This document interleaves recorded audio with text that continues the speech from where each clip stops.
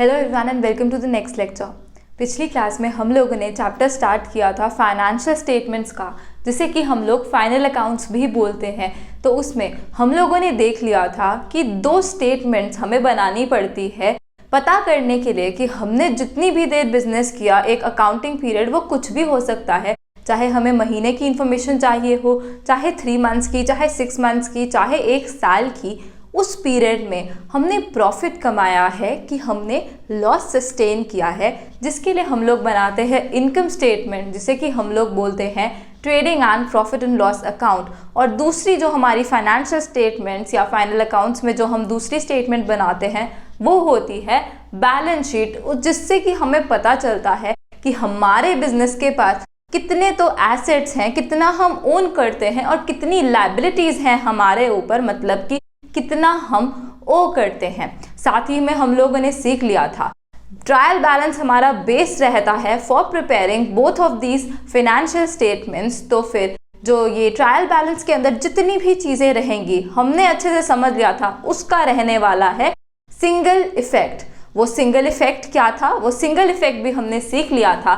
जितनी तो आइटम्स हमारी एक्सपेंसेस की होगी और इनकम्स की होगी वो कहाँ जाने वाली है, वो जाने वाली है trading profit and loss account. और जितने भी हमारे एसेट्स और लायबिलिटीज होने वाले हैं वो सीधा जाएंगे बैलेंस शीट में अपनी अपनी रिस्पेक्टिव साइड में। साथ ही में हमने सीखा था कि जितनी भी एडजस्टमेंट्स आएंगी आगे चल के उनका क्या होगा, उनका होगा डबल इफेक्ट। तो ये चीज़ें थी जो पिछले लेक्चर में हम लोग बहुत अच्छे से कवर करके आए हैं। हमने एक रफ फॉर्मेट भी देख लिया था कि किस तरीके से हमारा trading profit and loss account बनता है और किस तरीके से हमारी बैलेंस शीट बनती है। तो आज हम लोग सीखेंगे कि ट्रेडिंग अकाउंट हमारा क्या होता है और कैसे करके जो प्रॉफिट एंड लॉस अकाउंट होता है उसकी एक्सटेंशन होता है। तो सबसे पहले हम लोग चैप्टर का नाम लिख लेते हैं। हम लोग कंटिन्यू कर रहे हैं हमारा चैप्टर जिसका नाम है फाइनेंशियल स्टेटमेंट्स, जिसको कि हम क्या बोलते हैं, फाइनल अकाउंट्स भी हम लोग इसको बोलते हैं। 2 स्टेटमेंट्स बनाते हैं हम लोग इसमें, namely trading and profit and loss account और बैलेंस शीट। तो अब सबसे पहली चीज़ हम लोग समझते हैं कि जो हमारा बिजनेस होता है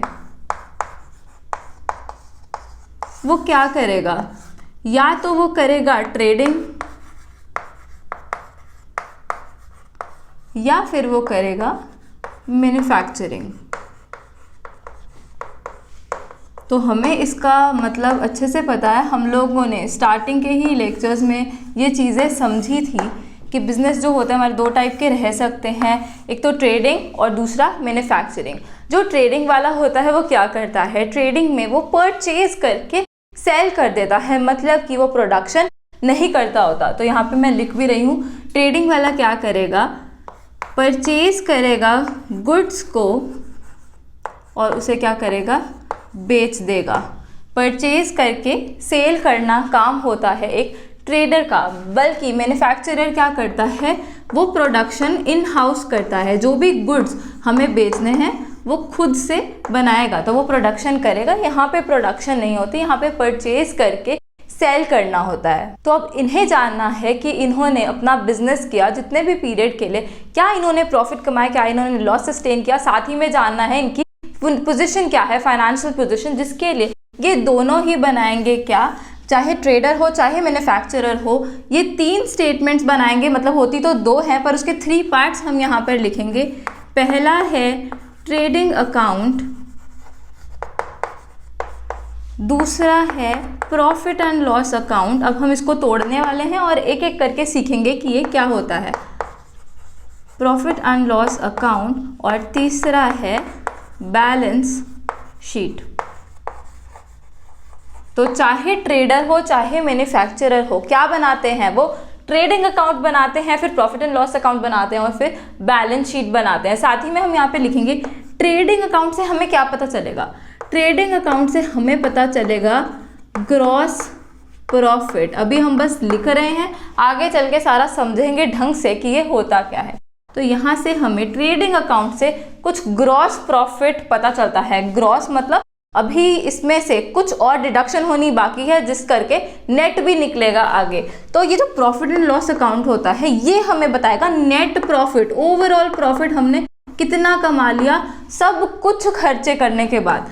तो यहाँ पे प्रॉफिट एंड लॉस अकाउंट से हमें नेट प्रॉफिट पता चलता है।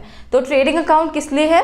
ट्रेडिंग अकाउंट हमें बताएगा ग्रॉस प्रॉफिट। ग्रॉस वर्ड इसीलिए यूज़ किया है, अभी इसमें से कुछ खर्चे होने और बाकी हैं, कुछ लेस होना, कुछ डिडक्शन होनी अभी बाकी है। और फिर प्रॉफिट एंड लॉस अकाउंट है जो हमें बताएगा नेट प्रॉफिट। अब ये नेट प्रॉफिट है तो इसमें से सब खर्चे ऑलरेडी माइनस हो चुके हैं। और ये बैलेंस शीट है, ये तो हमें पता ही है कि ये हमें क्या बताएगी, एसेट्स और लायबिलिटीज बताएगी हमारी। A&L लिखा है मैंने यहाँ पर। तो अब ये जो ट्रेडिंग अकाउंट है और ये जो प्रॉफिट एंड लॉस अकाउंट है, ये एक ही फॉर्मेट में हमारा बनता है। मैंने पहले ही बताया था प्रॉफिट एंड लॉस अकाउंट क्या है, it is an extension of trading account only. तो इस कंबाइंड को हम क्या बोलते हैं? ट्रेडिंग अकाउंट और profit and loss account together is called income statement. इसको हम बोलते हैं इनकम स्टेटमेंट, या इसको आप परफॉर्मेंस स्टेटमेंट भी बोल सकते हो, क्योंकि इससे हमें अपनी फिनेंशियल जो परफॉर्मेंस है वो पता चलती है। तो यहाँ पे मैंने परफॉर्मेंस भी लिख दिया, क्योंकि ये स्टेटमेंट से हमें पता चलती है अपनी परफॉर्मेंस। तो इसको इनकम या परफॉर्मेंस स्टेटमेंट बोलते हैं। और ये जो बैलेंस शीट है इसको क्या बोलते हैं? इसको बोलते हैं पोजीशन स्टेटमेंट। इससे हमें अपनी फिनेंशियल पोजीशन पता चलती होती है। तो ये हम लोग बनाते होते हैं। साथ ही मैं यहाँ पे बस एक चीज़ बता रही हूँ, वैसे तो यही बनता है ट्रेडिंग अकाउंट जिससे ग्रॉस प्रॉफिट पता चलेगा, प्रॉफिट एंड लॉस अकाउंट जो कि नेट प्रॉफिट बताएगा। इन दोनों को टुगेदर हम बोल देते हैं इनकम स्टेटमेंट या परफॉर्मेंस स्टेटमेंट। और फिर बनती है बैलेंस शीट जो कि एसेट्स और लायबिलिटीज़ हमें बताती है, जिसको पोजीशन स्टेटमेंट बोलते हैं। अब ये जो मैन्युफैक्चरर होता है, जो मैन्युफैक्चरिंग करते हैं, इसके पास एक ऑप्शन भी होता है। ये सिर्फ एडिशनल इन्फॉर्मेशन है, हमारे यहाँ कोई यूज़ नहीं आने वाला, पर फिर भी बस बता रही हूँ। इसके पास एक ऑप्शन भी होता है, ये बना सकता है एक मैन्युफैक्चरिंग अकाउंट ट्रेडिंग अकाउंट बनाने से पहले। तो ये एक मैन्युफैक्चरिंग अकाउंट भी बना सकता है, फिर बनाएगा ट्रेडिंग अकाउंट, फिर प्रॉफिट एंड लॉस अकाउंट और फिर बैलेंस शीट। तो पहले मैन्युफैक्चरिंग अकाउंट बनता है, उसी का एक्सटेंशन होता है ट्रेडिंग अकाउंट, उसी का एक्सटेंशन होता है प्रॉफिट एंड लॉस अकाउंट। तो ये मैन्युफैक्चरिंग अकाउंट बनाता है और यहाँ से ये निकाल पाता है cost of goods produced.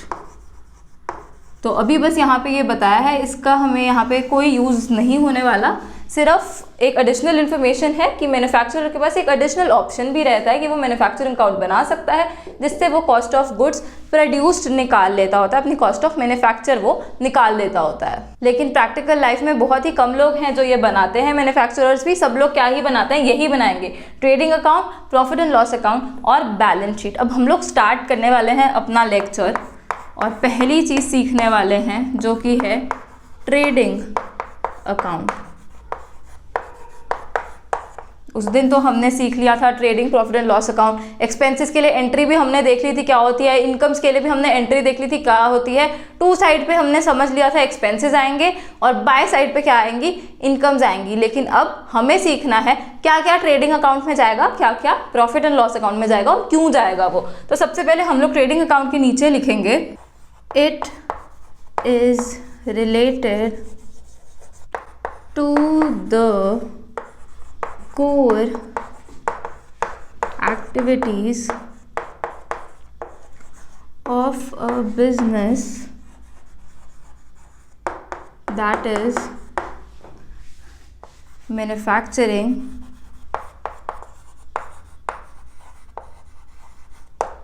buying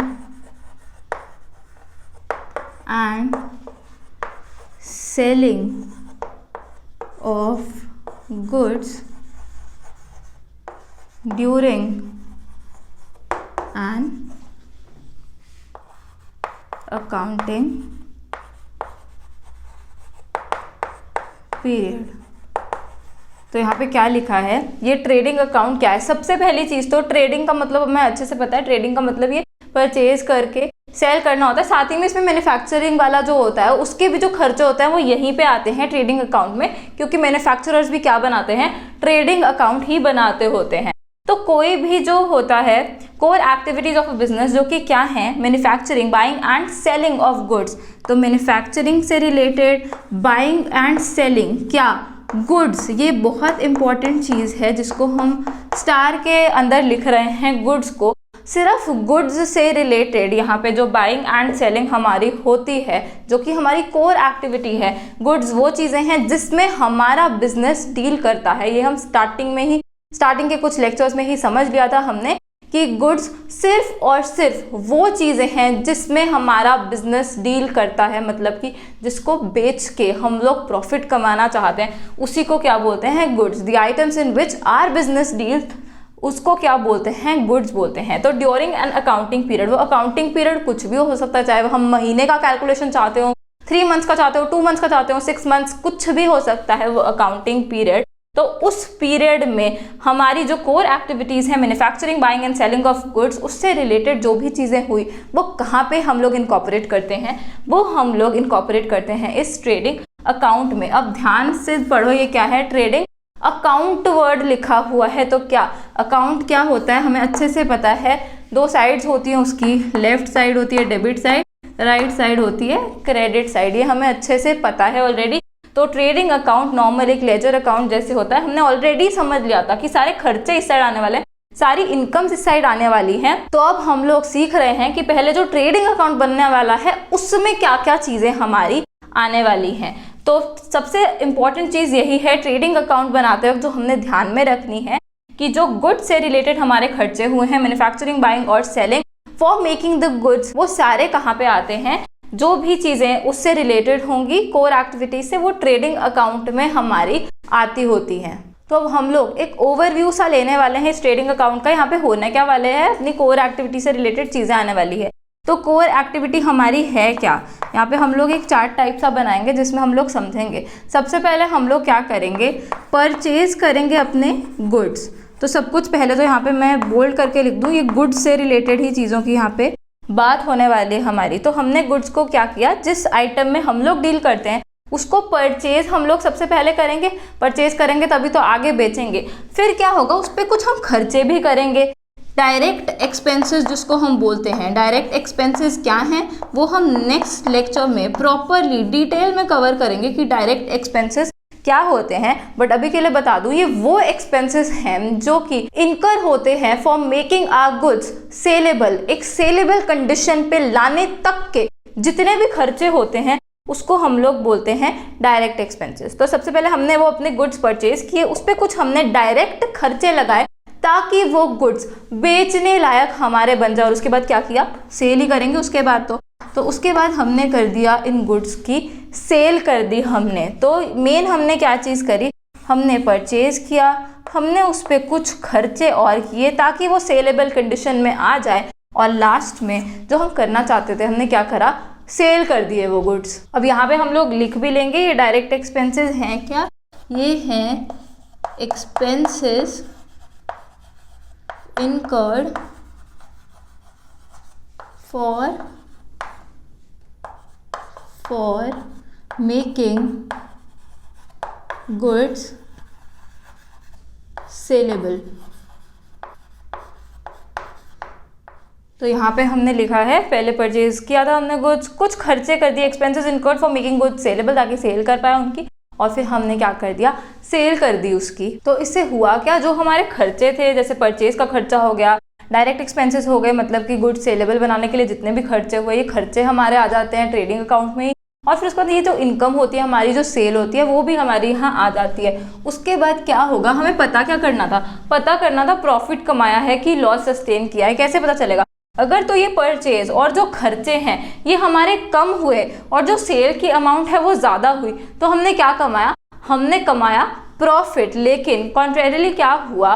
अगर परचेज और जो डायरेक्ट एक्सपेंसेस है वो ज़्यादा हो गए और सेल जो है वो कम हो गई, फिर क्या हुआ? फिर हमने लॉस सस्टेन किया है। ये हम लिखेंगे यहाँ पर। अगर तो हमारे ये purchase plus direct expenses are less than sale, तो क्या कमाया? हमने कमाया प्रॉफिट।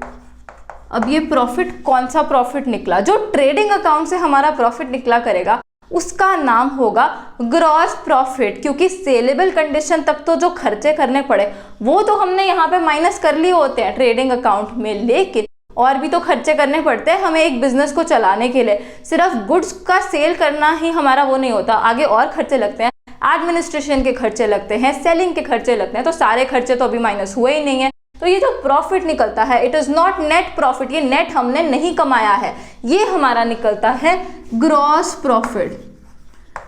तो ट्रेडिंग अकाउंट से हमारा क्या निकलेगा, ग्रॉस प्रॉफिट। हमें पता चलेगा कि ग्रॉस प्रॉफिट कमाया कि ग्रॉस लॉस कमाया है। और दूसरी चीज़ क्या हो सकती है, या तो हमारा केस 1 हो जाएगा कि purchase plus direct expenses will be less than, ये जो अमाउंट होगी will be less than the amount of sale, तो हमारा ग्रॉस प्रॉफिट हमने कमाया है। और केस 2 हमारा क्या होगा, अगर purchase plus direct expenses is more than sale का अमाउंट, तो क्या होगा, अब परचेज और डायरेक्ट एक्सपेंसेस खर्चे हमारे टोटल ज़्यादा हो गए, सेल की अमाउंट हमारी कम रह गई, तो क्या हुआ, लॉस सस्टेन कर लिया हमने। तो इस केस में हमें हो जाएगा लॉस। और अभी क्या हमें ये नेट पता चल गया, नेट लॉस हुआ है कि नहीं, नहीं, अभी और खर्चे भी हमें माइनस करने हैं आगे चल के पूरे बिजनेस की परफॉर्मेंस को देखने के लिए।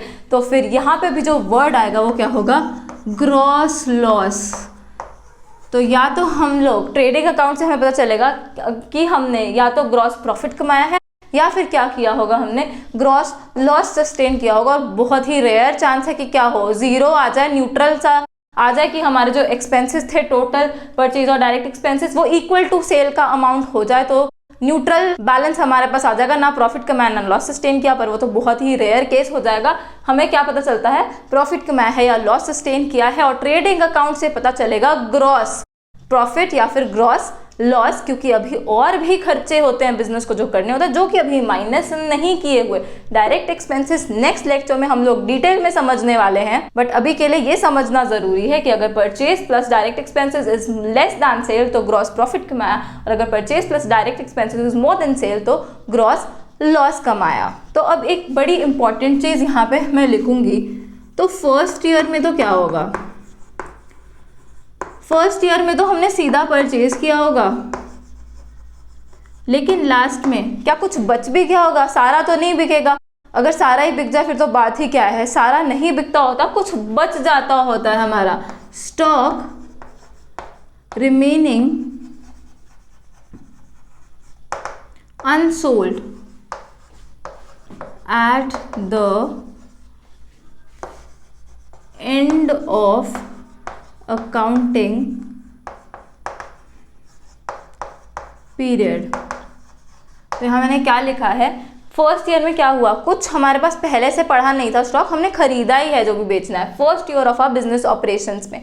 तो फिर हमने परचेज किया, लेकिन लास्ट में क्या हुआ, सारा नहीं बिका, कुछ बच गया। Stock remaining unsold at the end of the accounting period. अब इस स्टॉक को क्या बोलते हैं, इसको हम बोलते हैं क्लोजिंग स्टॉक।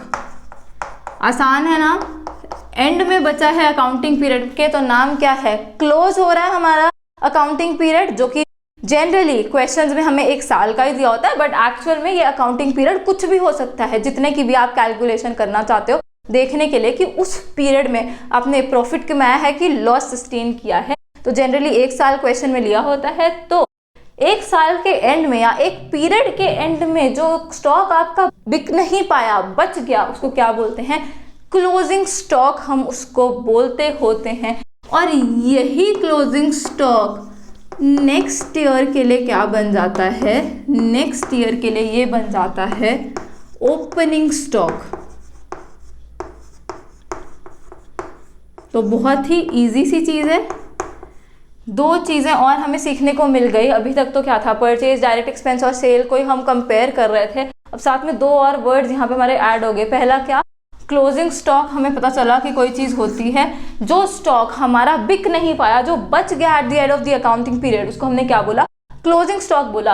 यही closing stock of that period next accounting period के लिए वो क्या बन जाएगा, नेक्स्ट अकाउंटिंग पीरियड के लिए वो बन जाता है ओपनिंग स्टॉक। और synonymous is the name opening stock. क्या, पीरियड की स्टार्टिंग में ये स्टॉक हमारे पास ऑलरेडी पड़ा हुआ है। मतलब कि अब हम परचेज तो करेंगे ही, लेकिन पहले से भी हमारे पास कुछ स्टॉक पड़ा हुआ है जो कि first year of business operations में हमारे पास नहीं होता, क्योंकि तब हमने बिजनेस अपना स्टार्ट ही किया होता है, तो तब हमने परचेज ही किया होता है। लेकिन उसके बाद ये क्लोजिंग स्टॉक और ओपनिंग स्टॉक आ जाते हैं, और closing stock of previous accounting period becomes the opening stock of अगला वाला जो हमारा अकाउंटिंग पीरियड रहता है। अब ये ओपनिंग स्टॉक और क्लोजिंग स्टॉक को किस तरीके से इनकॉर्पोरेट करना है ये हम लोग आगे के लेक्चर में सीखेंगे, बट अभी के लिए ये जानना इंपॉर्टेंट है कि दो और चीज़ें इन्वॉल्व होने वाली है। हमारी गुड से रिलेटेड कुछ स्टॉक बचने वाला है जो कि उस पीरियड के लिए तो कहलाएगा क्लोजिंग स्टॉक और नेक्स्ट के लिए कहलाएगा ओपनिंग स्टॉक। साथ ही में अब हम लोगों ने सीखा था जो भी एक्सपेंसेस हमारे रहेंगे वो क्या होंगे, वो हमारे कुछ ट्रेडिंग में जाएंगे, कुछ हमारे प्रॉफिट एंड लॉस अकाउंट में जाएंगे। तो एक्सपेंसेस के बारे में यहाँ पे हम लोग कुछ लिखने वाले हैं और नेक्स्ट लेक्चर में डिटेल में समझेंगे कि वो क्या होते हैं। तो जो एक्सपेंसेस हमारे रहते हैं टोटल जितने भी हमारे पास दिए होंगे, ट्रायल बैलेंस में जितनों का भी हमें नाम लिख रहा होगा, वो दो तरीके के हो सकते हैं। पहला डायरेक्ट एक्सपेंसेस और दूसरा indirect expenses.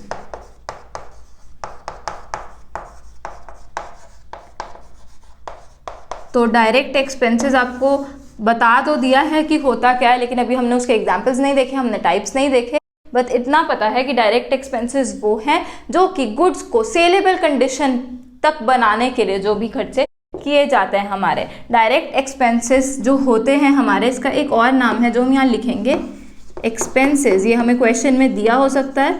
Expenses on purchase भी बोलते हैं हम इस डायरेक्ट एक्सपेंसेस को। तो ये इंपॉर्टेंट है जानना कि एक्सपेंसेस ऑन परचेज भी अगर दिया उसका मतलब डायरेक्ट एक्सपेंसेस ही हैं। अब ये डायरेक्ट एक्सपेंसेस कहाँ जाते हैं हमने ऑलरेडी सीख लिया। ये डायरेक्ट एक्सपेंसेस हमारे ट्रेडिंग अकाउंट का ही पार्ट होते हैं, expenses incurred for making goods saleable. तो ये डायरेक्ट एक्सपेंसेस हमारे जाते हैं ट्रेडिंग अकाउंट में। तो इतना हमने अभी जानना है कि डायरेक्ट एक्सपेंसेस को एक्सपेंसेस ऑफ परचेज भी बोलते हैं और ये जाते होते हैं ट्रेडिंग अकाउंट में। बल्कि ये जो इनडायरेक्ट एक्सपेंस होते हैं इनको क्या बोलेंगे, इनको हम बोलते हैं एक्सपेंसेस ऑन सेल भी हम लोग इनको बोल सकते हैं। ये चीज़ें पता होनी चाहिए क्योंकि आपको न्यूमेरिकल क्वेश्चन जब आएगा तो यहाँ पे लिखा हो सकता है एक्सपेंसेस ऑन सेल और तब कंफ्यूज नहीं हो सकते, या एक्सपेंसेस ऑन परचेज देख के हम कंफ्यूज नहीं हो सकते। डायरेक्ट एक्सपेंसेस का दूसरा नाम एक्सपेंसेस ऑन परचेज और इनडायरेक्ट एक्सपेंसेस का दूसरा नाम एक्सपेंसेस ऑन सेल। अब ये इनडायरेक्ट एक्सपेंसेस कहाँ जाएंगे, अगर डायरेक्ट एक्सपेंसेस गए हैं ट्रेडिंग अकाउंट में तो ये जो इनडायरेक्ट एक्सपेंसेस हैं ये जाने वाले हैं उसी की एक्सटेंशन यानी कि प्रॉफिट एंड लॉस अकाउंट में।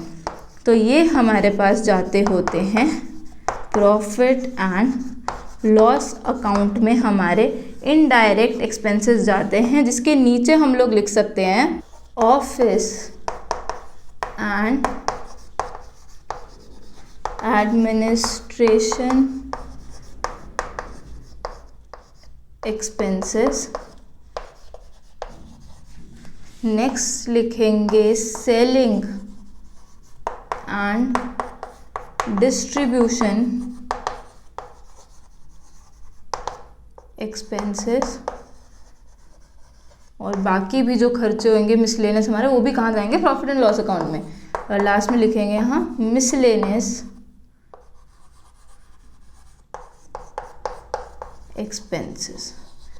तो यहाँ पे जितने भी खर्चे हमारे ट्रेडिंग अकाउंट में नहीं आए, जो भी डायरेक्ट एक्सपेंसेस नहीं थे, वो सारे क्या हो गए, वो सारे हो गए इनडायरेक्ट एक्सपेंसेस और वो प्रॉफिट एंड लॉस अकाउंट में जाते हैं। प्रॉफिट एंड लॉस अकाउंट में टू साइड पर जाके, डेबिट साइड पर जाके हम उनको लिखते होते हैं और वो हो सकते हैं ऑफिस या एडमिनिस्ट्रेशन एक्सपेंसेस हो सकते हैं, सेलिंग या डिस्ट्रीब्यूशन के खर्चे हो सकते हैं और मिसलेनियस एक्सपेंसेस भी हो सकते हैं, जिनको हम आगे चल के समझेंगे। और अब ये वाला लेक्चर यहीं पे ख़त्म होता है। कल के लेक्चर में हम लोग पूरे अच्छे तरीके से कवर करने वाले हैं क्या, डायरेक्ट एक्सपेंसेस अच्छे से सीखने वाले हैं कि क्या होते हैं, क्योंकि जब तक हमें इनकी अंडरस्टैंडिंग नहीं होगी हम ये ट्रेडिंग अकाउंट प्रॉपर्ली नहीं बना पाएंगे। और इससे एक बहुत इंपॉर्टेंट टर्म होती है कॉस्ट ऑफ गुड्स सोल्ड, वो हमें समझ ही नहीं आएगी कि होती क्या है। तो कल के लेक्चर में हम लोग डिटेल में समझेंगे कि ये डायरेक्ट एक्सपेंसेस क्या होते हैं। तो इस लेक्चर के लिए इतना ही।